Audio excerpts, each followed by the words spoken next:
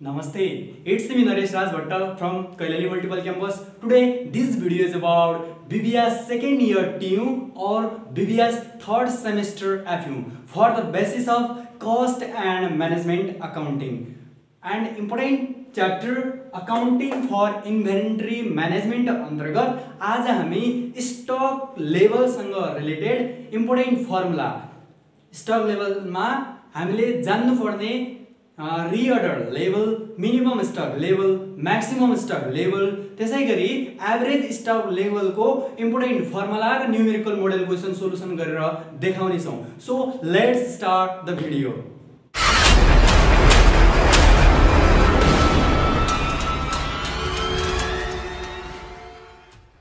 अब च्याप्टर को नेम के छ त अकाउन्टिङ फर इन्भेन्टरी म्यानेजमेन्ट हो. अब कुरा गरौँ इन्भेन्टरी को थोरै कन्सेप्ट बुझिहालौं है त. इन्भेन्टरी मौजदात भनेको के हो भने उत्पादनमूलक संस्थाको लागि कच्चा पदार्थको मौजदात, अर्धनिर्मित वस्तुको मौजदात र तयारी वस्तुको मौजदात हो भने उत्पादनमूलक संस्था भन्दा अन्य संस्थाको लागि गोदाममा उपलब्ध रहेको तयारी वस्तुलाई हामी के भन्छौं त इन्भेन्टरी भन्छौं. र यहाँ चाहिँ इन्भेन्टरीमा चाहिँ अब आज हामी स्टक लेभलसँग रिलेटेड भएर चाहिँ यो भिडियो प्रेजेन्ट गर्न गइरहेका छौं र यसपछिको नेक्स्ट भिडियोमा चाहिँ हामी इकोनोमिक अर्डर कन्ट्री इओक्यू सँग रिलेटेड भएर भिडियो बनाउने छौं. सो आज चाहिँ हामी कुरा गरौँ स्टक लेभल.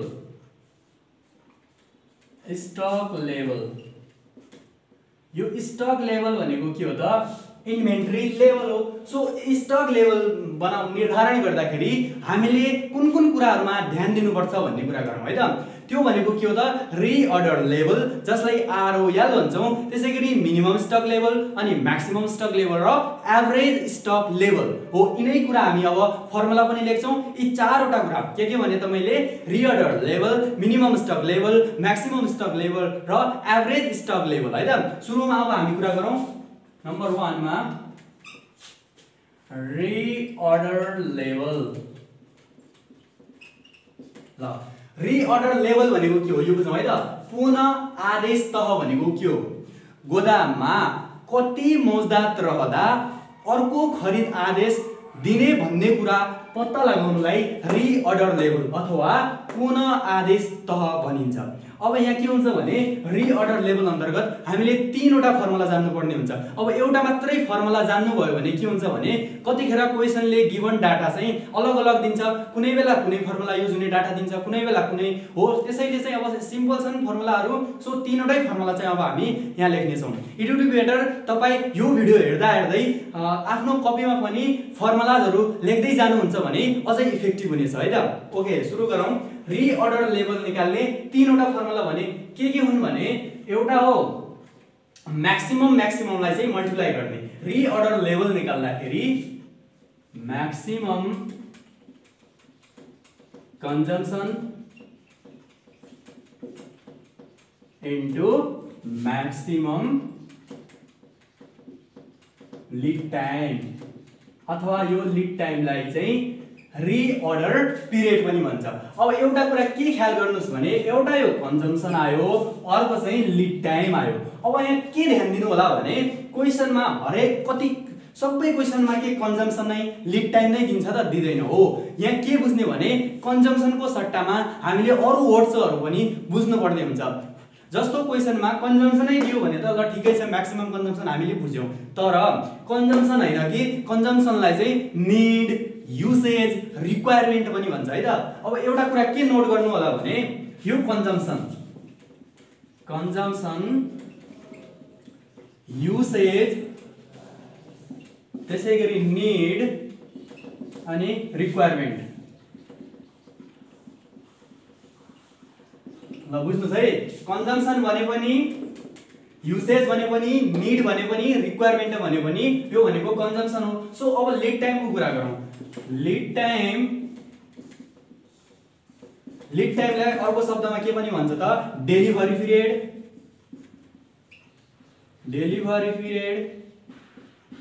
र अर्को चाहिँ रिअर्डर पिरियड है त. पिरियड समयावधि तोकेको छ है त.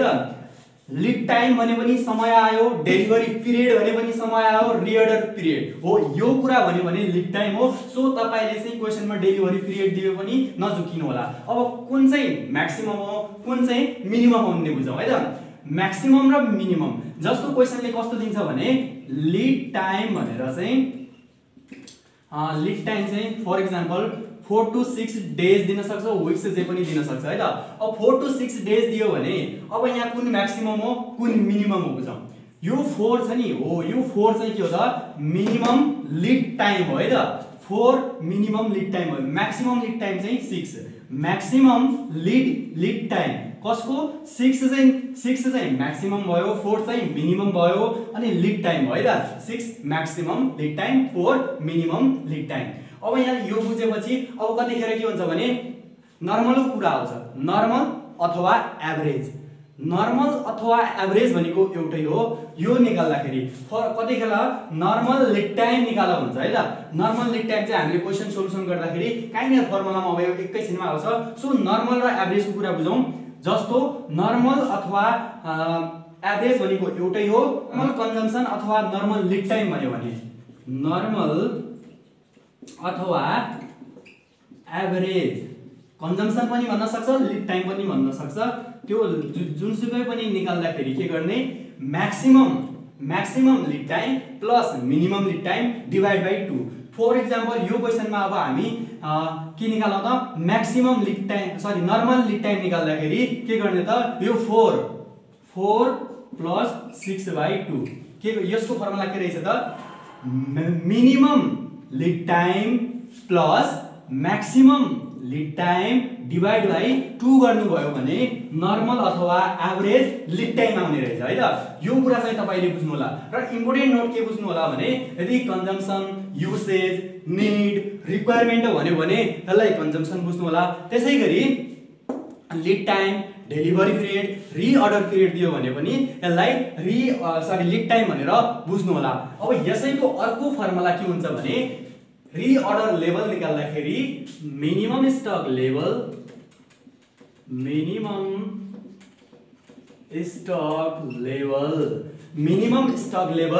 प्लस याद गर्नु होला है, minimum stock level plus bracket लगाउने नर्मल कन्जम्सन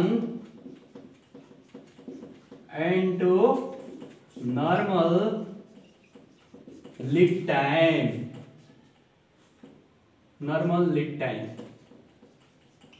ब्रैकेट बंद। ल minimum stock level plus normal consumption into normal lead time गर्नुभयो भने पनि के आउने रहेछ त रिअर्डर लेभल। अब अर्को फर्मुला के रहेको छ त हाम्रो सेफ्टी स्टक प्लस ब्रैकेटमा डेली कन्जम्सन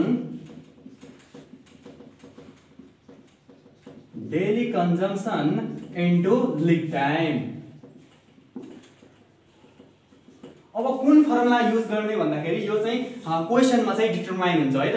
के बुझ्ने भने यदि maximum consumption minimum lead time दिएको भए यो सुरुको फर्मुला म्याक्सिमम दिएको भए म्याक्सिमम सुरुको फर्मुला लाउने, अनि मिनिमम स्टक लेभल दिएको छ भने यो वाला फर्मुला लगाउने। अब हामी सेकेन्ड नम्बरमा जान्छौं। सेकेन्ड नम्बरमा के छ त minimum stock level. Minimum stock level निकाल्ने फर्मुला के हो त ROL माइनस ROL भनेको के हो त रिअर्डर लेभल है त। ROL चाहिँ जुन चाहिँ हामीले माथि निकालिसकेका हुन्छौं, ROL माइनस ब्रैकेट लगाउने normal consumption into normal lead time अथवा reorder period. Minimum stock level निकाल्ने फर्मुला ROL रिअर्डर लेभल जुन हामीले माथि निकालिसकेका हुन्छौं त्यसमा normal consumption into normal lead time गर्ने। अनि नम्बर 3 मा मिनिमम स्टक लेभलको यो फर्मुला जान्नु भयो भने पुग्छ है त। त्यसपछि maximum stock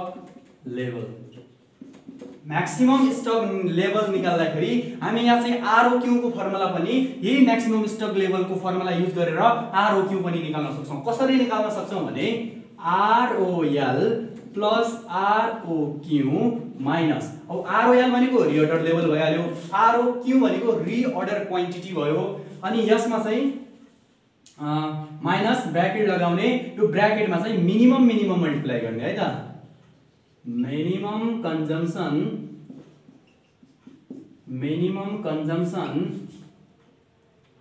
into minimum lead time,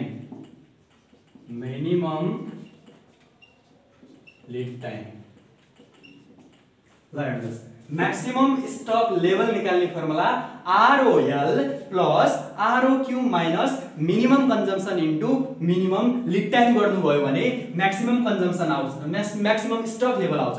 र म्याक्सिमम स्टक लेभल क्वेशनले दिएको छ, अथवा आरओएल पनि हामी निकालि सक्छौं, मिनिमम कन्जम्पसन र मिनिमम लीड टाइम पनि हामीलाई थाहा छ, कतिखेर आरओक्यू रिअर्डर क्वान्टिटी निकाल्यो भन्यो भने पनि यही फर्मुला लगाएर चाहिँ यहाँ भ्याल्यु पुट गर्न चाहिँ सक्नुहुन्छ है त। सो आरओक्यू को लागि यही म्याक्सिमम स्टक लेभलको फर्मुला बुझ्नु होला। अब हामी 4 नम्बरमा जान्छौं। 4 नम्बरमा average stock level,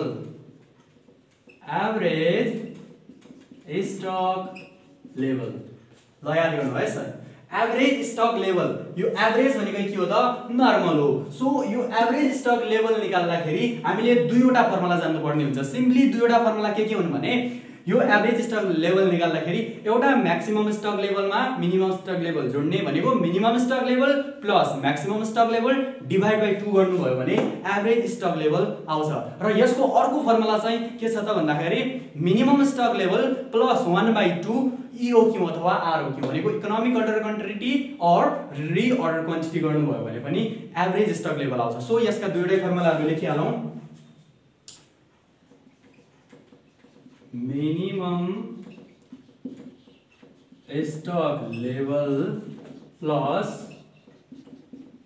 maximum stock level divide by 2 गर्नुभयो भने minimum stock level plus maximum stock level by divide by 2 गर्नुभयो भने एभरेज स्टक लेवल आउँछ। र यसको अर्को फर्मुला के हो त, minimum stock level plus 1/2 EOQ और ROQ है त, इकोनोमिक अर्डर क्वान्टिटी वा रिअर्डर क्वान्टिटी। सो यो फर्मुला चाहिँ हाम्रो एभरेज स्टक लेभल को भयो। अब हामीले वेयर भनौं, वेयर अब हामीलाई नर्मल कन्जम्पसन कसरी निकाल्ने, नर्मल लीड टाइम कसरी निकाल्ने, र अर्को कुरा चाहिँ हामीलाई यहाँ चाहिँ डेली कन्जम्पसन कसरी निकाल्ने, नर्मल अथवा यसलाई एभरेज पनि भन्छ, average consumption, average consumption, normal अथवा average minimum consumption, minimum consumption plus maximum consumption divide by 2 गर्नुभयो भने नर्मल अथवा एभरेज कन्जम्पसन आउँछ। त्यसैगरी नर्मल अथवा एभरेज लीड टाइम निकाल्दाखेरि यसको फर्मुला पनि सेम रहेको छ, minimum lead time, minimum lead time plus maximum lead time, maximum lead time, minimum lead time plus maximum lead time divided by normal average lead time निकाल्दाखेरि minimum lead time plus maximum lead time by 2 गर्यो भने हाम्रो normal अथवा average lead time आउने रहेछ। अब चाहिँ कतिखेर चाहिँ यो डेली कन्जम्पसन निकाल्नु पर्ने कन्डिसन आउँछ। त्यो डेली कन्जम्पसन निकाल्दाखेरि daily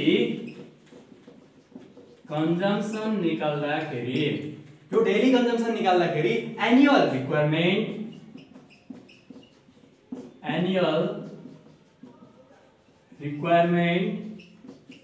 divide by working days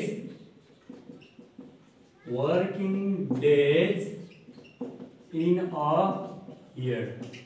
okay, daily consumption निकाल्ने formula annual requirement divide by working in a days, sorry working days in a year गर्नुभयो भने डेली कन्जम्सन आउने रहेछ। सो अब यहाँलाई म थोरै रिकल गरिदिन्छु।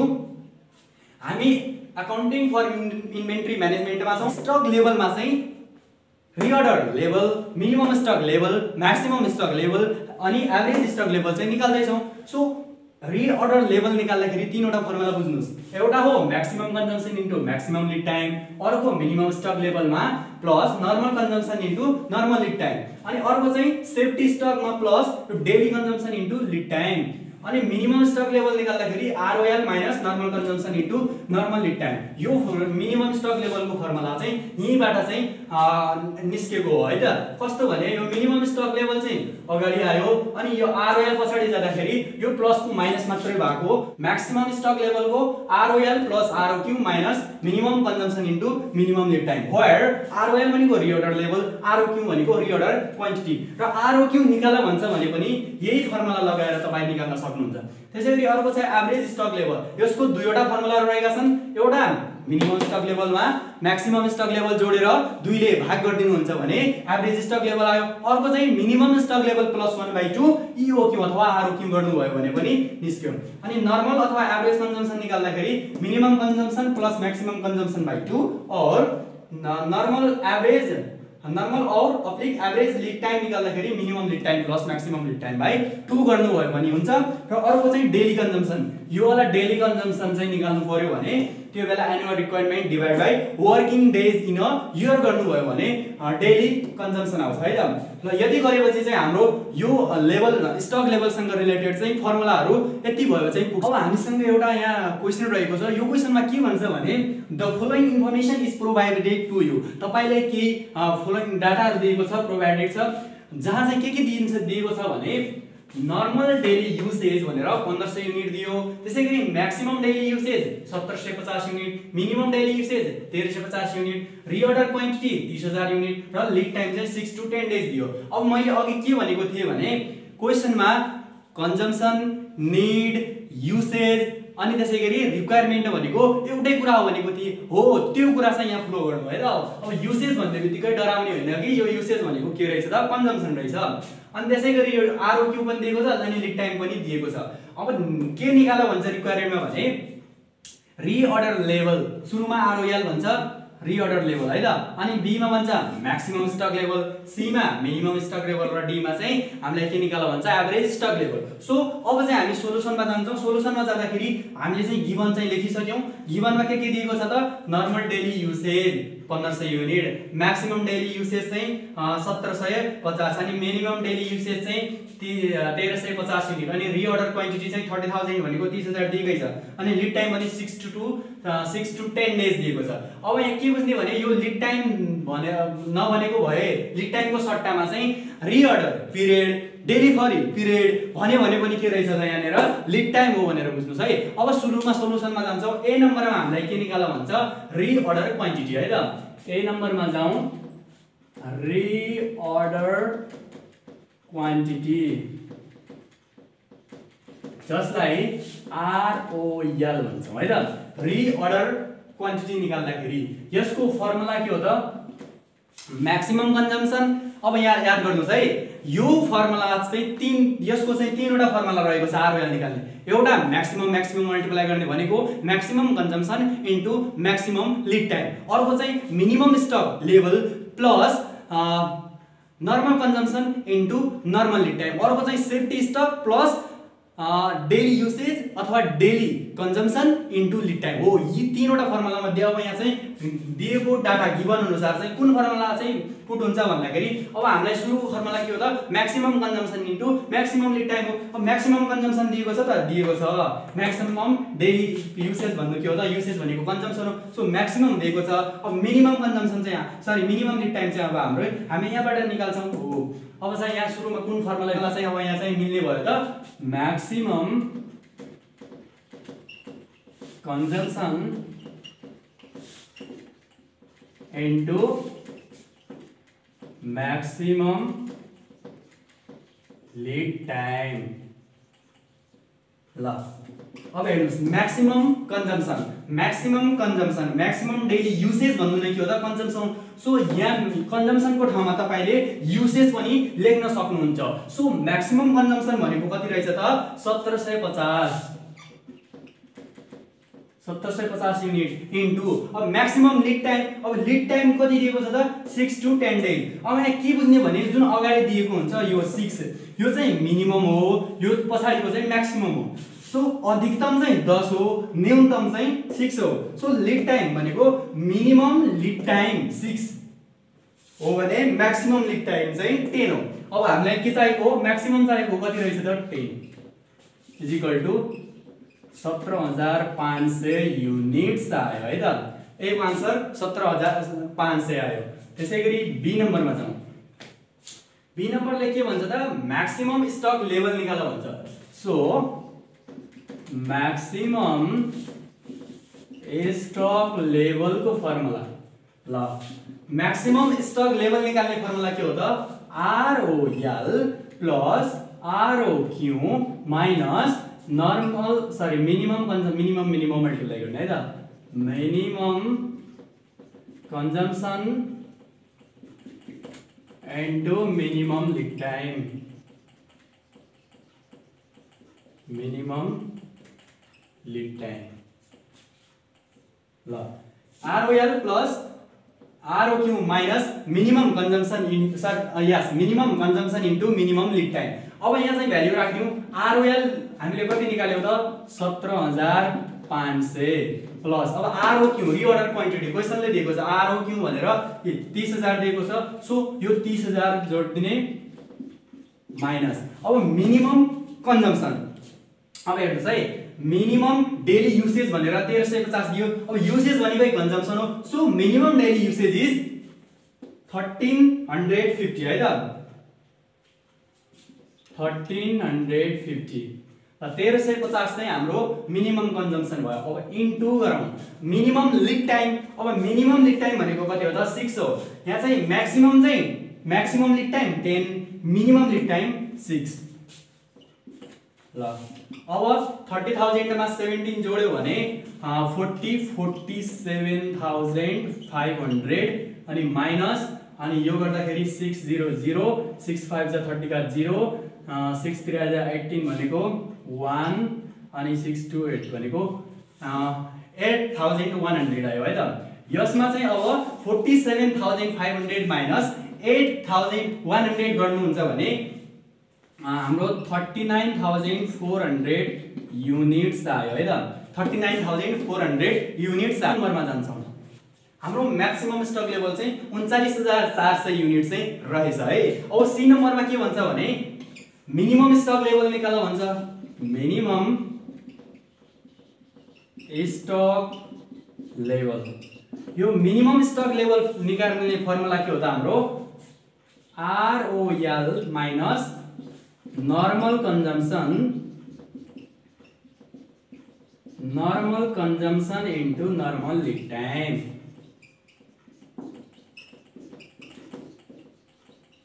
ल ROL निकाल्ने formula normal consumption into normal lead time हो।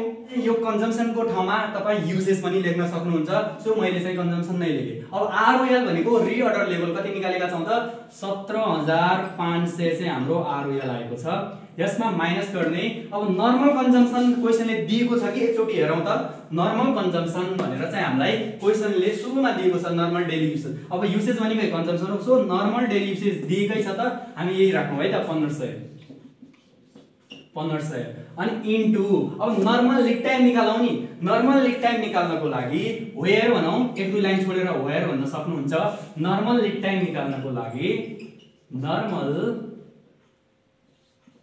लिड टाइम निकाल्ने फर्मुला के हो त नर्मल लिड टाइम निकाल्ने formula maximum lead time plus minimum lead time divide by 2 हो। सो तपाई त्यो फर्मुला लगाएर चाहिँ अब के गर्नु होला भने minimum lead time 6 plus maximum lead time 10 divide by 2 गर्नुभयो भने 10 प्लस 6 16 डिवाइड बाइ 2 भनेको 8 आयो है त 8 days.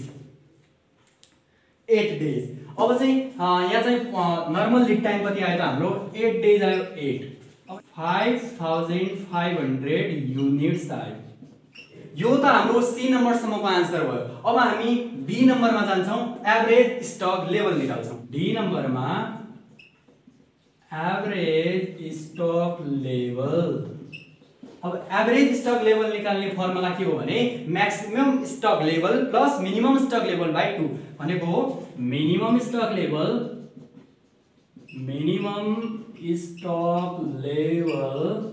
Plus maximum stock level